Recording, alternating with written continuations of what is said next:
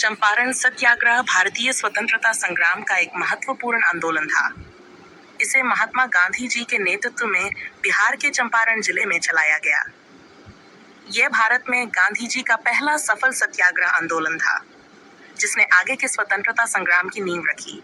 कारण, उस समय चंपारण के किसान नील की खेती करने के लिए अंग्रेजी जमींदारों द्वारा मजबूर किए जाते थे। उन्हें तीनठिया प्रथा, भूमि के 23 भाग में नील की खेती करना अनिवार्य के तहत शोषण सहना पड़ता था। किसानों को अपनी उपज अंग्रेजों को बेहद कम दाम पर बेचनी पड़ती थी। अत्याचार, कर वसूली और आर्थिक बदहाली से किसान परेशान थे। आंदोलन की शुरुआत में कुछ किसानों ने गांधी जी को अपनी पीड़ा बताई। गांधी जी चंपारण पहुंचे और किसानों की स्थिति का अध्ययन किया।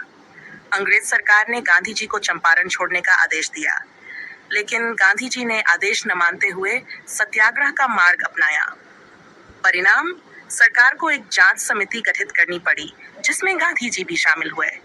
समिति की सिफारिशों पर किसानों को नील की खेती की मजबूरी से मुक्त कर दिया गया। किसानों की स्थिति में सुधार हुआ और उनकी हिम्मत बढ़ी।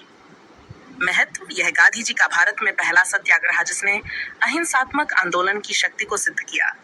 इससे गांधी जी का नेतृत्व स्थापित हुआ और स्वतंत्रता संग्राम को नई दिशा मिली। इस आंदोलन ने किसानों में आत्मविश्वास जगाया और स्वतंत्रता की लड़ाई में जनता को व्यापक रूप से जोड़ने का रास्ता खोला। संक्षेप में, चंपारण सत्याग्रह